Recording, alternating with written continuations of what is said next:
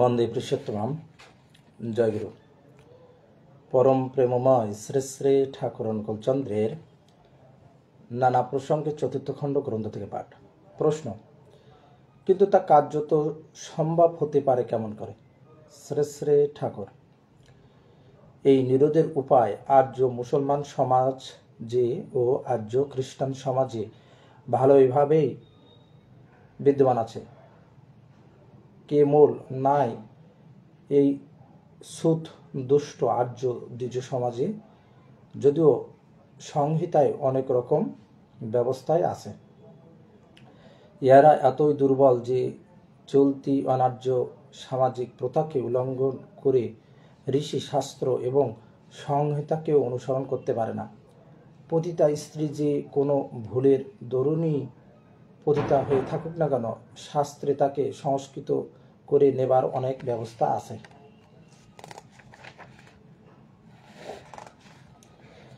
যারা পতিতা হয়েছেন তারা যদি অনুতপ্তা কৃতপ্রায়শ্চিত্তা হয়ে ন্যায়ত বর্ণ বংশ হিসাবে শ্রেষ্ঠতর কোনো পুরুষকে অবলম্বন করতে চান এবং সেই পুরুষ যদি উপযুক্ত হন, অন্তত এতটুকু উপযুক্ত হন যে তিনি ভাইরিয়ালি থাকেন, তার বহন উপযোগী সামর্থ্য থাকে এবং আদর্শ স্বার্থ বা আদর্শ প্রাণতার সহিত পারিপার্শ্বিকের সেবায় তিনি ইষ্ট প্রতিষ্ঠাপরায়ণ থাকেন, সেই পুরুষেরই তাদিগকে গ্রহণ করা সর্বতোভাবে উচিত।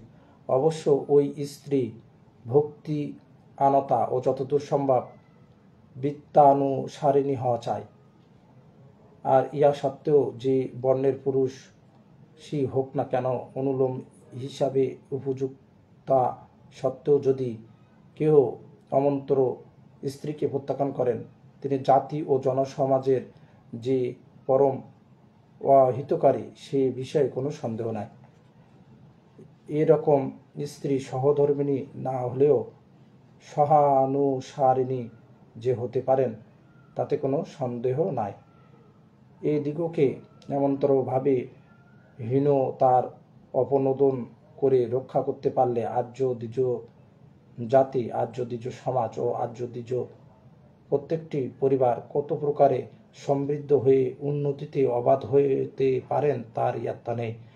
আর একে গতানুগতিক প্রচলিত অবনত সংস্কার সম্ভূত সামাজিক প্রথার দণ্ড দ্বারা ছিন্ন ভিন্ন করে আর্যেতরের খোরাক জুটিয়ে ইতরতার পুষ্টি ও প্রবর্ধনে নিজেদের উন্নতির সর্বনাশ ঘটানো ছাড়া এর সার্থকতা কোথায় খুঁজে পাওয়া যায় না।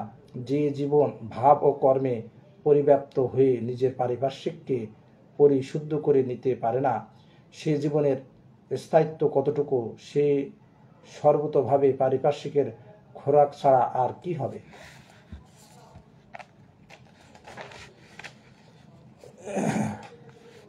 টিকা: স্বয়ং বিপ্রতিপন্না যা যদি বা বিপ্রতারিতা বলান্নারী প্রভুক্তা বা চৌরভুক্তা তথাপিবা নো ত্যাজ্যা দূষিতা নারীণ কামোহস্যা বিধীয়তে ঋতুকালো উপাসিত পুষ্পকালেন শুদ্ধতি নো স্ত্রী দুষ্যতি যারেন ব্রাহ্মণ বেদ কর্মণা নাপো মূত্র পুরীষা ভাং নাগ্নির দহিতি কর্মণা স্ত্রিয়া মিলেচ্ছাস্য সম্পর্কাৎসুদ্ধি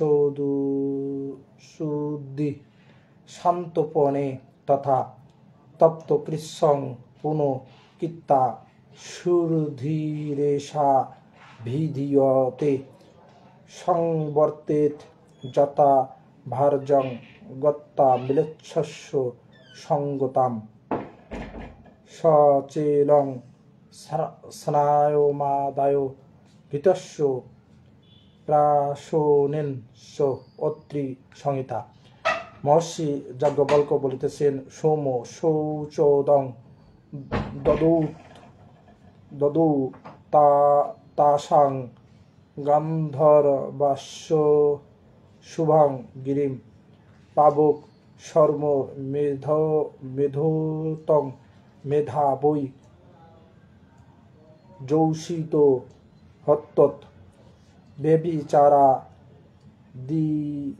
দিত শুদ্ধি ইত্যাদি প্রায় সংহিতাতে নারীকে সংস্কৃত করিয়া পুনঃগ্রহণ করিবার বিধান রহিয়াছে। মহর্ষি পরাশর বলিতেছেন, বন্দী গ্রহেণ যা ভুক্তা হৃদ্বা বদ্ধা